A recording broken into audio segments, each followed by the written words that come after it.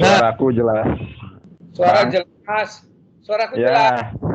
jelas-jelas. Selamat malam, Bang. Malam selamat. Apa kabar, Bang? Masih seperti dulu, baik-baik saja. Baik saja. Memang Bang Rudi ini ya patut diapresiasi, Bang Rudi. Alah, kau di sini bilang apresiasi, nanti kau hidupmu apalah inilah. Aneh-aneh aja. Iya, makanya saya minta maaf nih sama Bang Rudi nih. Yang mau dimaafkan. Kenapa? Luis Prasetyo, Deki Gadas, Gracia Avelo, ya kebanyakan mereka itu hanya berani monolog, sedangkan yang berani dua arah diskusi itu hanya Bang Rudi. Ini adalah nilai plus dari Bang Rudi. Mereka bukan tidak berani, cuman Iya. mungkin pemakaian perangkatnya masih belum pas, jadi nggak bisa masuk. Itu alasan, orang pakai HP juga bisa lah. Iya, maksudku Skype-nya si Perbum Peritatis kan nggak ada kan? Kenapa nggak dihubungi langsung? Nggak bisa, aku nggak tahu. Makanya aku sudah gembor-gembor. Ya. Ketikan aja Perbum Peritatis, biasanya namanya sama dengan nama judulnya. Oke, nanti aku coba ya. Namun pada video ini aku juga ingin menyampaikan ya. Jadi sekarang ini setelah saya berdiskusi dengan Bang Rudi, banyak teman-teman Kristiani YouTuber gitu, bukan debaters ya. Kalau Bang Rudi kan debaters. Kalau mereka itu YouTuber yang hanya mencari duit, dia pundi-pundi uang gitu. Ya, diajak saya. Iya, kalau Bang Rudi aku udah percaya. Bang Rudi itu kan dermawan ya, suka apa namanya itu mendermakan hartanya gitu kan, hasil dari YouTube-nya itu patut diapresiasi. Kalau mereka itu apa? Cari duit, diajak debat malah ngacir gitu kan, buat review banyak. Itu yang salah. Tapi subscribe muda mulai banyak ya. Ya aku sih. Lihat. Jadi aku itu ya membuat channel, tujuanku pertama adalah untuk mengkanter segala subhatan, fitnahan dari teman-teman Kristiani ya. Ya. Kok kamu bilang orang Kristen? Kemudian enggak, ya ntar dulu. Ya oke lah Bang Rudi enggak, tapi kan yang lain tidak sedikit yang melakukan hal itu. Siapa? Ya. Siapa contohnya? Siapa? Saya tidak bisa menyebutkan satu persatu dong. Nanti kalau memang Bang Rudi mau, nanti saya lampirkan data-datanya atau nanti saya buatkan konten gitu. Wes. Oke. Ya. Kita sekarang mau gimana nih? Mau curhat atau mau diskusi? Ya, jadi sebenarnya banyak hal yang ingin saya sampaikan. Ya. Dan kemarin terakhir itu video Bang Rudi kan bertanya kepada saya tentang Noah, sedangkan saya mempunyai satu sesi. Oh ya, Nuh. Iya, Nuh kan. Sekarang sesi saya bertanya sama Bang Rudi. Sebenarnya begini, sesi kita itu sudah pas. Belum. Bang Rudi boleh gini aja Bang Rudi. Malam ini saya bertanya, besok hari Selasa Bang Rudi yang bertanya kepada saya. Hari ini kita bertanya dan menjawab. Selesai. Iya, aku bertanya sama saya 30 menit, saya bertanya kepada kamu. Hari ini harus tuntas semua. Jangan Oke. Ya, oke. Ini suaraku jelas enggak? Jelas. Apa yang mau ditanyakan? Ntar dulu ya. Ini aku mau cari posisi yang PW. Bentar ya.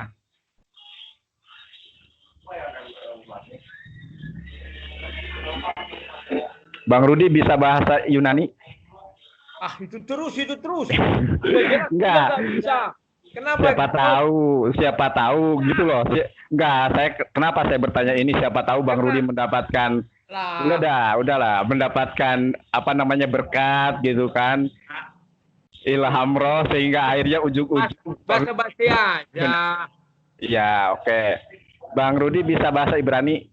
Tidak, bahasa Yunani tidak, bahasa Cina tidak, bahasa Inggris sedikit-sedikit, bahasa Sunda sedikit-sedikit, bahasa Jawa sedikit-sedikit. Apalagi bahasa Indonesia yang banyak.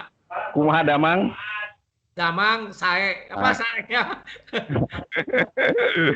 Batak damang itu Bapak, Dainang lah jawabnya. Oh, kalau bahasa Sunda itu damang itu baik. Aku dulu pernah di Bandung, sudahlah, apalagi? Oke, aku mau nanya nih Bang Rudi. Ya. Kalau Tuhan, ya di dalam bahasa Ibrani kan Theos.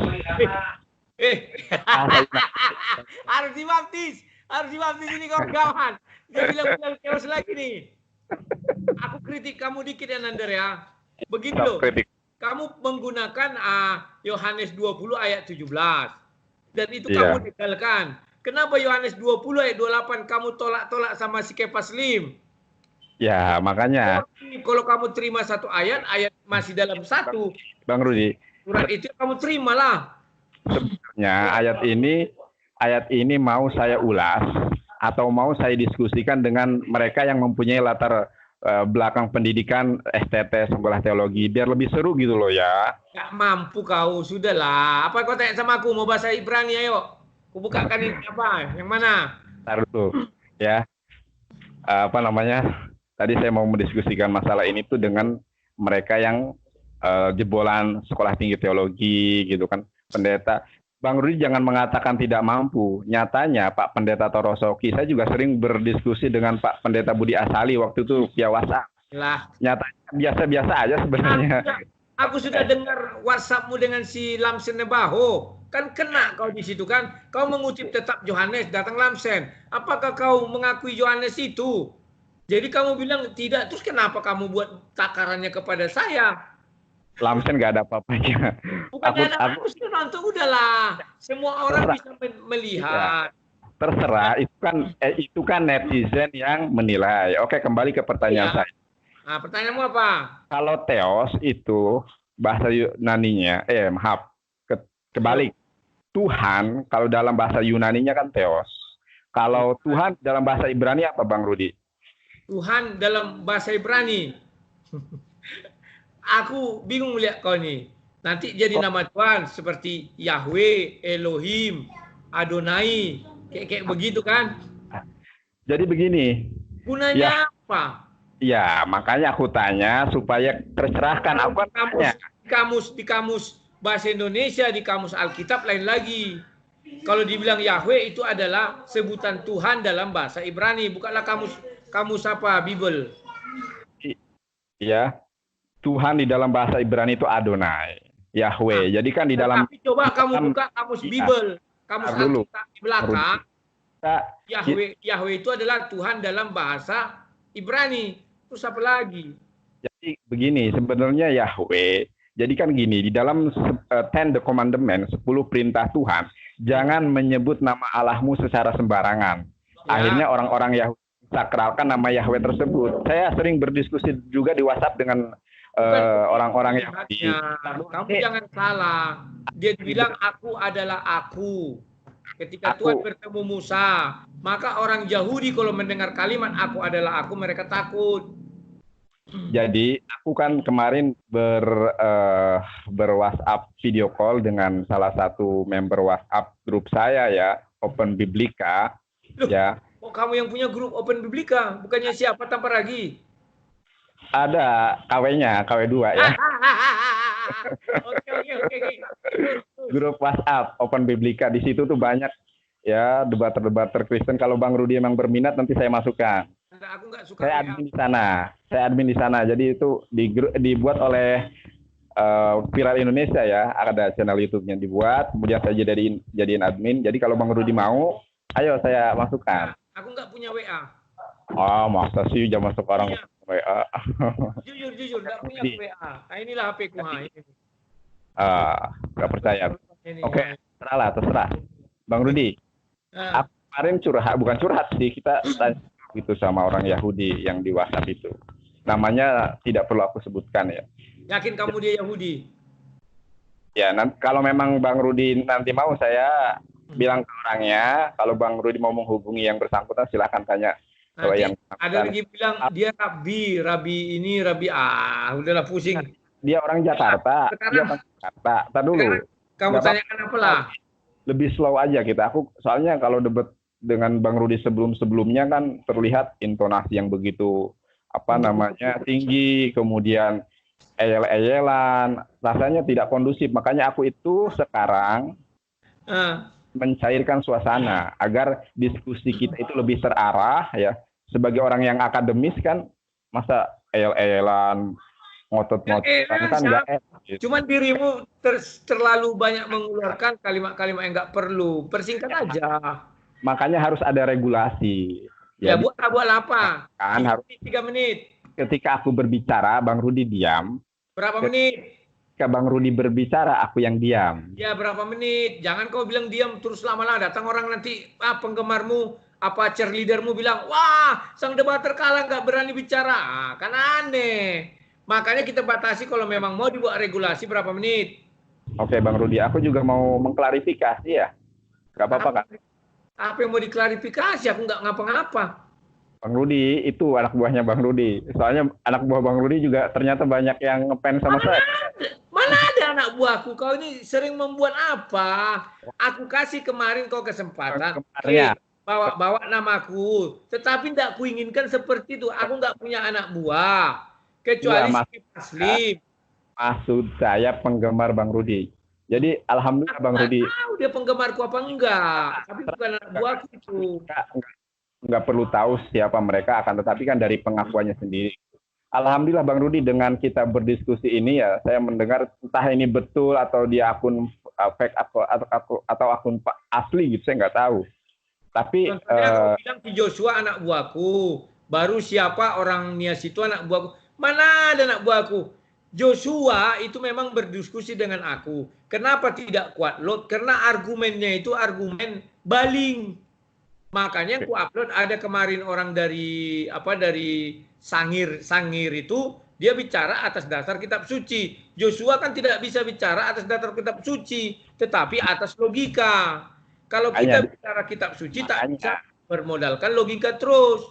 Makanya dia nggak nyambung kalau kita. Aku kan juga udah 2 kali berdebat dengan dia. Pakai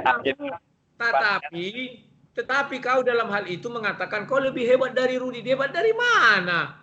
Terus kau bilang pengakuannya dia sendiri, oleh karenanya yang bersangkutan bilang kok urusan privasi kok dipublis di sini. Dia kan bilang seperti itu. Aku nggak pernah dengar kok. Coba dilihat lagi video saya. Orang di situ dia mengatakan ini kan urusan privasi, jangan dibilang. Tapi dia kan tak ada yang bilang bahwa dia mengatakan dia lebih hebat dari aku. Dia bilang ke saya, Bang Rudi. Jadi kan saya tergabung di dalam beberapa grup WhatsApp, kemudian Jampi, gitu kan. Aku dengan siapa Immanuel yang kamu upload kemarin itu, apa bilangnya situ? Selama ini saya penggemar, sekarang takut. Mana ada aku takut? Kita kan sudah buat janji 2 minggu kemudian. Sampai kau cerdas baru hadapi aku. Ya, aku tanya nih. Jadi, oke ya, kembali ke pembahasan awal. Ya. Berapa menit kau bicara biar ku kasih waktu 3 menit ya. Halo. Ke pembahasan awal, aduh, taruh dulu ya. Aku kalau nggak pakai kacamata buram, nggak apa-apa deh. Aku mau bertanya, pertanyaan tadi sudah aku sampaikan ya. Jadi apa sih bahasa Ibrani-nya Tuhan? Tadi Bang Rudi sudah menjawabnya bahwa Tuhan ya di dalam bahasa Ibrani itu adalah Yahweh, Adonai, Elohim. Ya, saya tanya kepada orang Yahudi ya biar saya mempunyai referensi yang jelas gitu kan. Kepada orang Yahudinya langsung. Dia mengatakan bahwa nama Tuhan di dalam bahasa Ibrani itu Yahweh. Akan tetapi mereka nggak mau memanggil Yahweh karena nama Tuhan itu nggak boleh dipanggil secara sembarangan. Akhirnya menggunakan alternatif lain, yaitu Adonai atau Elohim. Ya, menurut Bang Rudi bagaimana? Apakah Tuhan itu? Kalau menurut dia seperti itu, ya biarin aja kenapa rupanya. Kamu menanya apa sama aku? Sama aku tanya mengenai keimananku. Jangan mengenai keimanan dia. Kalau keimanan dia begitu ya silakan. Ya, jadi kita harus sepakati ya definisi Tuhan di dalam bahasa Ibrani itu apa? Kalau menurut kamu Alkitab sudah saya katakan Yahweh. Sudah YHWH, udah selesai apa lagi? YHWH, oke. Ya. YHWH atau sama dengan sebutan Tuhan dalam bahasa Ibrani. Kan itu di kamus. Lalu perbedaannya dengan Adonai? Loh, apa lagi? Itu kan ibaratnya aku mengatakan, contoh nih, Jehovah Tuhan, si Parmahanau, kan sama itu semua. Jehovah si Parmahanau, baru apa lagi? Tuhan, sama itu semua, apalagi? Kalau Elohim? Itu semua, bagaimana orang itu menjelaskan hal itu ya sama semua itu. Nanti kalian bilang ada panggilan, ada sebutan. Ketika itu diucapkan, mana ada EYD, ejaan bahasa yang disempurnakan. Penting itulah terucap. Entry point-nya adalah Tuhan di dalam bahasa Ibrani adalah Yahweh, Elohim, Adonai. Ya sudah, apalagi? Ya, iya kan. Sebagaimana amanat agung Yesus. Shema Yisrael, Yahweh, Elohim, Israel itu atau Shema Yisrael, Adonai, Eloheinu, Adonai Ehad. Lalu pertanyaannya adalah, ya, pernahkah ya Yesus atau Yeshua HaMasyiah diangkat menjadi Elohim, menjadi Tuhan, ya, menurut atau dalam perspektif Alkitab, terutama Perjanjian Baru, ada nggak sih? Atau bagaimana pandangan Bang Rudi terkait pertanyaan saya ini? Kan sudah dijawab, Yohanes 2:28. Apalagi? Ya, itu kan pengakuan dari Thomas yang saya tanyakan. Yang kamu minta kemarin, mana pengakuan murid-murid bahwa mereka memanggil sama Yesus itu Kurios atau Theos? Ternyata ada. Di Yohanes 2:28 sudah. Nanti masalah perkataan Theos, ya, Theos, ketika Thomas mengatakan apa namanya Theos itu, nanti kita bahas. Sudah, apalagi? Khusus, ya. Sudah putus itu, selesai. Enggak terputus itu. Saya perlu meluruskan dan perlu meluruskan. Itu kan sudah tertulis di kitab itu. Terus kau mau mengatakan, bahwa Yohanes hanya sampai sekian. Tetapi Yohanes 2:17 kamu petik, tak bisa. Harus kita lebih santuy ya sekarang ya Bang Rudi. Jangan santuy. Sekarang aku nggak mau ayal-ayalan lagi. Yang ayalan siapa? Ya udah stop dong. Pertanyaannya kan simpel Bang Rudi. Adakah ya ayat Alkitab terutama Perjanjian Baru yang Tuhan Allah Bapa itu mengangkat Yesus atau manusia lain sebagai Yahweh, sebagai Elohim, sebagai Adonai? Kamu mau mengatakan Perjanjian Baru apa Perjanjian Lama? Ya, dalam hal ini Bang Rudi bisa menjelaskan di dalam Perjanjian Baru atau Perjanjian Lama pun tidak masalah. Saya sudah pernah membahas bahwa Musa diangkat menjadi Allah atas Firaun. Itu sudah pernah saya bahas itu. Tetapi hanya atas Firaun. Maka diangkatlah nabinya namanya si Harun. Maka apa yang diucapkan Musa terjadi. Itulah ketuhanan Musa terhadap Firaun. Apalagi? Nah, kalau di Perjanjian Baru, Yesus itu kan sudah kubilang. Aku tetap berpegang kepada Yohanes 1 ayat 1 untuk menguji atau mengatakan ketuhanan Yesus. Tidak pernah aku ambil dari lain. Itu dasarnya. Maka Yohanes 10 ayat 30 itu kelanjutannya. Apalagi? Jadi tidak ada satupun manusia ya yang diangkat menjadi Tuhan, menjadi Elohim, termasuk dalam hal ini adalah Yeshua HaMasyiah. Tidak ada, ya. Jadi kamu baca Yohanes 1 ayat 1 dalam bahasa Yunaninya, kan Theos dibilang situ. Firman itu adalah Theos. Gimana sih?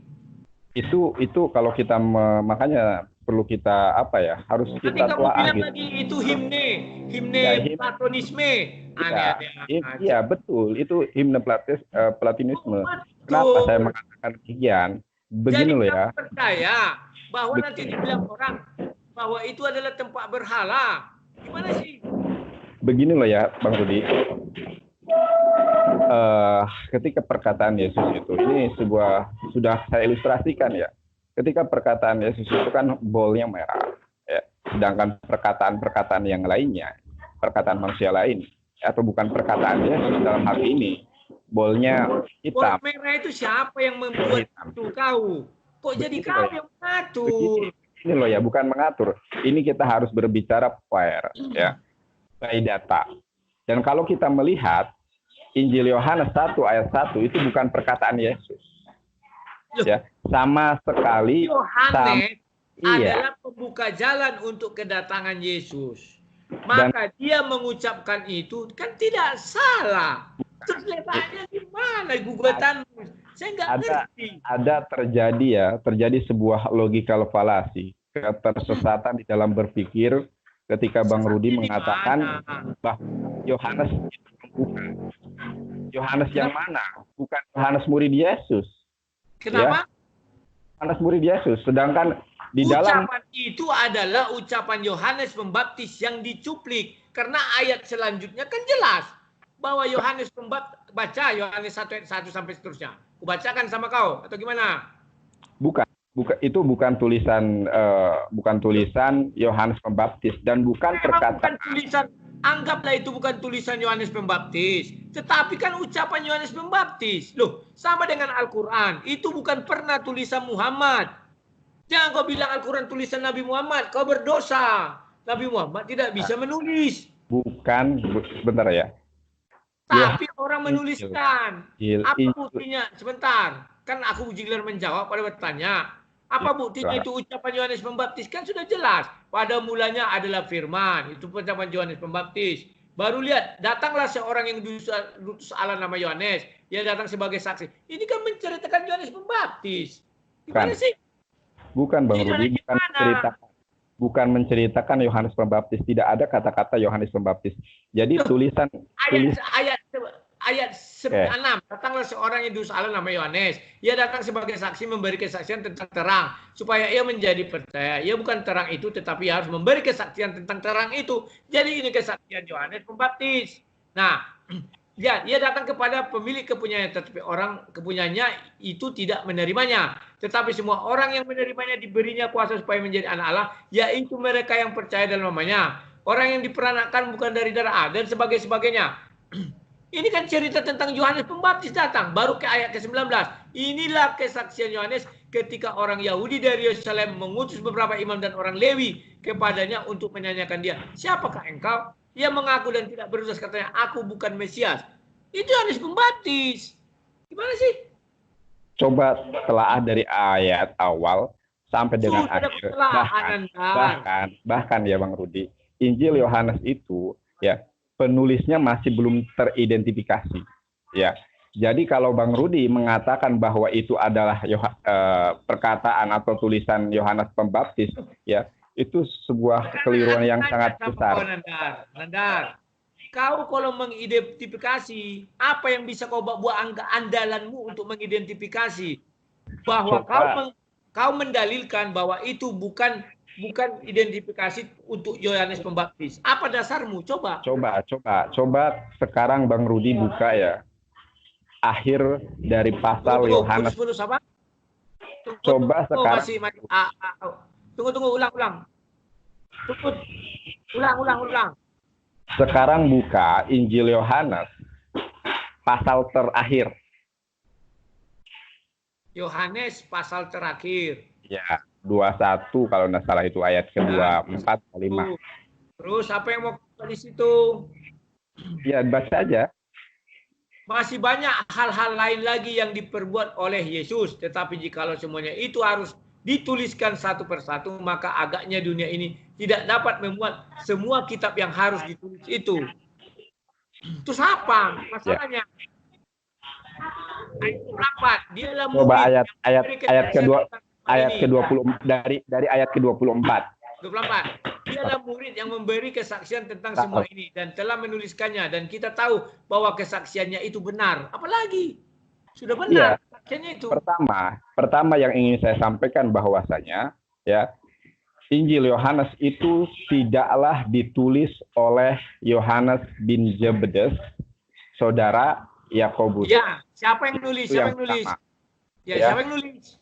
Nah, penulis ini kalau kita melihat ya sejarah penulisan Alkitab dan beberapa pakar Alkitab ya mengomentari ya siapakah penulis Injil Yohanes. Ya, siapa penulis? Nah, mereka saya lupa namanya, nanti saya sampaikan. Ya, saya nanti sampaikan. Ya, siapa penulis Injil Yohanes ini? Ya.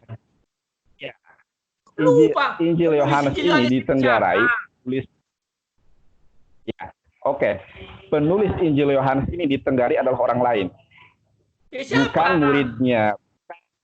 muridnya Yesus dan bukan Yohanes, apalagi Yohanes Pembaptis. Aduh. Iya, siapa? Dulu ini ada panggilan Oke. Aku lagi Halo? chatting sama Kepas ya. Oke. Ntar dulu, perhatikan saya. Penulis Injil Yohanes ini bukanlah Yohanes bin Zebedes yang pertama. Apalagi Bang Rudi mengatakan bahwa itu tulisan Yohanes Pembaptis. Ngaurnya nauzubillah gitu kan. Ya, ini ditenggarai orang lain yang menulisnya. Halo? Suara Bang Rudi nggak ada, ya. Kemudian, ya, kembali ke topik. Ngawur, gimana sih? Kembali ke topik, ya. Kembali ke topik. Tunggu dulu, Nanda. Awal, ya. Siapa yang menulis menurutmu? Kan kamu sudah mendalilkan bahwa itu bukan ditulis oleh Yohanes Pembaptis, apalagi Yohanes murid Yesus bin Zebedeus. Terus siapa? Jelaskan dong. Makanya lihat ya ayat yang ke-24 dan 25. Di situ jelas penulis Injil Yohanes itu mengatakan, coba dibaca ayatnya. Ya sudah aku baca, dialah murid. Dialah murid. Kan sudah ya. Murid. Ya dialah murid. Siapa lagi? Nah, ketika dia mengatakan dialah murid, berarti penulis Injil Yohanes ini bukanlah Yohanes bin Zebedes. Ya, ini sudah teridentifikasi. Kalau jadi kalau saya katakan, misalnya di Al-Qur'an ada berkata, kami itu bukan Allah sendiri, pasti banyak kawan-kawannya. Kok aneh? Apa nggak bisa aku berbeda? Dia adalah murid. Aku kok berbeda? Sama. Contoh, saya mau mengatakan. Oleh karenanya. Contoh, dialah Rudi Yohanes sang debaters. Aku membilang, salah rupanya. Kan tidak salah. Ya. Penutup Injil Yohanes itu mengatakan tentang jati diri yang sebenarnya. Siapakah dia? Ya. Dia mengatakan dialah murid. Nah, ketika dia menulis itu, ya, dia ingin menyampaikan bahwa apa yang dia tulis itu, dia adalah bukan saksi mata di dalam penulisan itu. Ya, akan tetapi orang ketiga. Bisa jadi ya, Injil Yohanes atau penulis Injil Yohanes ini adalah orang lain ya selain Yohanes bin Zebedes, apalagi Yohanes Pembaptis itu ngawur sekali. Sebentar, Bang Rudi, sebentar dulu. Justru di situ memberi kesaksian tentang semua ini. Tahu arti kesaksian? Orang yang melihat langsung, mendengar langsung, merasakan langsung, itu saksi. Nah, dialah murid yang menyaksikan langsung. Siapa? Ya, Yohanes. Iya. Kenapa? Oke, saya sepakat dalam hal ini. Hanya mengganti kalimat aku menjadi dia. Kan tidak salah. Akulah yang menulis. Nah, ini kan lucu kalau mengatakan akulah yang menulis. Itu kan pengakuan diri. Tetapi dikatakan di sana dialah. Siapa dia itu? Murid yang memberi apa? Orang memberi kesaksian, artinya melihat, mendengar dan merasakan. Siapakah dia? Lihat di ayat sebelumnya. Murid kesayangan. Siapa murid kesayangan Yesus? Yohanes. Selesai. Kesayangan Yesus itu ada 3. Petrus, Yakobus, dan Yohanes. Itu Yohanes. Tidak ada 3. Petrus, Yakobus, dan Yohanes. Tetapi yang paling disayangi Yohanes. Nggak masalah. 20. Ketika Petrus berpaling, ia melihat bahwa murid yang dikasih Yesus naik. Baca 20. Ketika Petrus berpaling, ia melihat bahwa murid yang dikasih Yesus. Artinya bukan Petrus saja melihat yang dikasih Yesus. Mengikuti mereka, yaitu murid yang pada waktu mereka sedang makan bersama, duduk dekat Yesus berkata, Tuhan, siapakah dia yang akan menyerahkan engkau? Siapa itu? Ya Yohanes. Entry point-nya adalah ketika si penulis Injil Yohanes ini mengatakan dialah murid, ya. Jadi si penulis Injil Yohanes itu bukanlah Yohanes bin Zebedes. Jadi, ya boleh jadi si penulis Injil Yohanes ini adalah muridnya Yohanes bin Zebedes, ya. Karena dia mengatakan muridnya Yohanes, kalau muridnya Yohanes, maka dia bukan muridnya Yesus.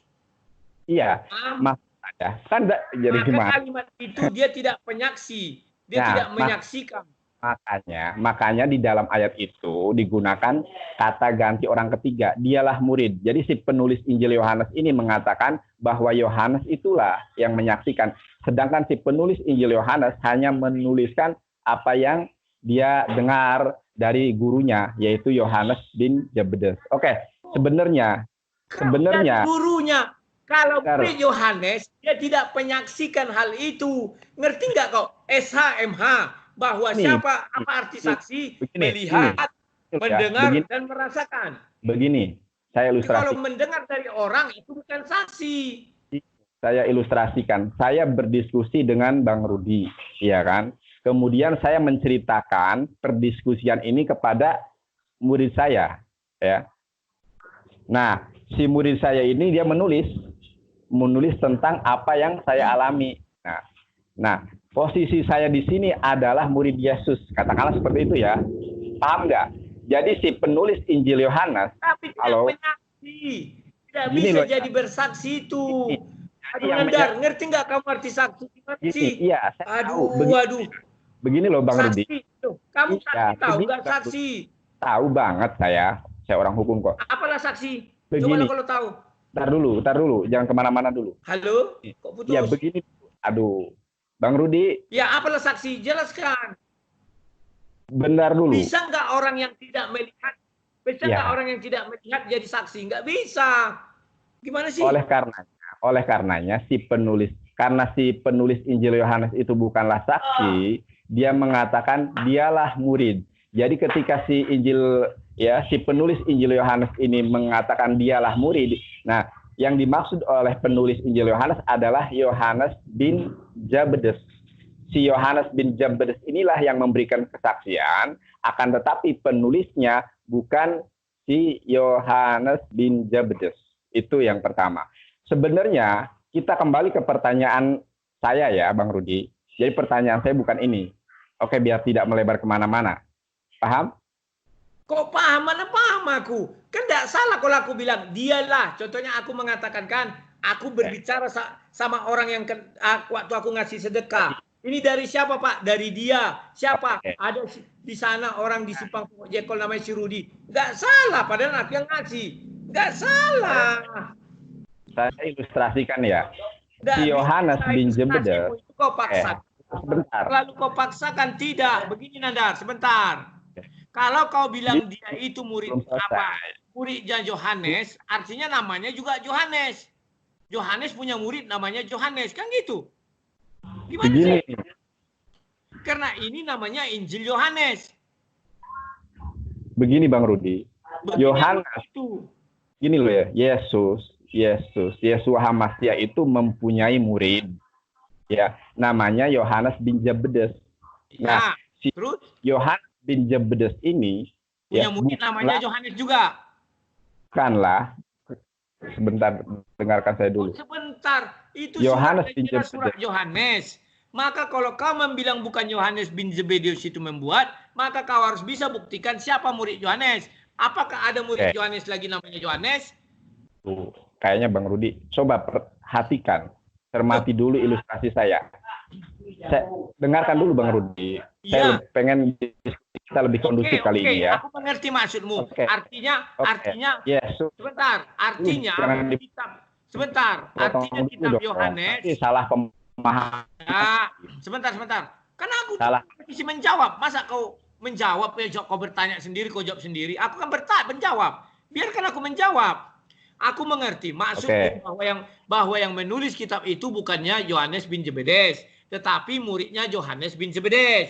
Kan demikian. Tetapi kamu lupa bahwa dia bilang dialah yang bersaksi. Artinya yang bersaksi di dalam semua Yohanes 1 ayat 1 sampai Yohanes 21 ayat 22 itu adalah 21 ayat 20 itu adalah Yohanes Pembaptis. Ya sudah, Yohanes apa? Muridnya Yesus. Ya sudah, apa lagi? 21 ayat 23. Bukan. Jadi begini. Saya ilustrasikan, itu kan salah. Makanya salah paham kan Bang Rudi. Kamu kacau. Kamu bilang karena ada kata dialah murid yang memberi kesaksian tentang semua ini. Artinya ada orang yang menceritakan bahwa dia itu siapa? Si Yohanes. Ya, misalnya aku menulis ini, dialah yang memberi kesaksian tentang semua ini, aku bilang. Ya, artinya kan tidak masalah aku menulis. Tetapi yang memberi kesaksian semua isinya itu adalah Yohanes Pembaptis. Yohanes murid Yesus. Ya sudah, selesai. Apa lagi? Nah, jadi begini. Si penulis Injil Yohanes bukanlah Yohanes bin Zebedes. Akan tetapi Yohanes yang lain. Ya. Oke, Yohanes yang lain. Sebentar. Oke, Yohanes yang lain. Tetapi isinya dijelaskan di situ, dialah murid yang memberi kesaksian tentang semuanya ini. Artinya Yohanes murid Yesus. Isinya. Nah, Ya sudah, nah, akan tetapi, artinya kamu harus baptis. Akan tetapi ya, si penulis Injil Yohanes ini memberikan sumbangsi. Salah satunya penutup dari Injil Yohanes, dia mengatakan dialah murid. Iya, hantu melau. Ku bilang sama kau, aku mengerti maksud kau. Sebentarlah, aku menjawab. Sumbangsi diberikannya di 23, 24, 25. Oke, silakan, tidak masalah. Tetapi kan dia sudah membilang, dia murid Yesus yang memberi kesaksian tentang semua ini. Artinya dia menuliskan ucapan murid Yesus itu. Siapa murid Yesus? Yohanes. Artinya Yohanes 1 ayat 1 sampai Yohanes 21 ayat 23 itu ucapan si Yohanes murid Yesus. Ya sudah sah. Apa lagi? Paham? Bukan Mutar lagi. Bukan. Tadi kau bilang iya, yang menulis bukan Yohanes Pembaptis. Aku bilang oke, aku ikut. Katakanlah Yohanes murid Yesus punya murid namanya Yohanes. Maka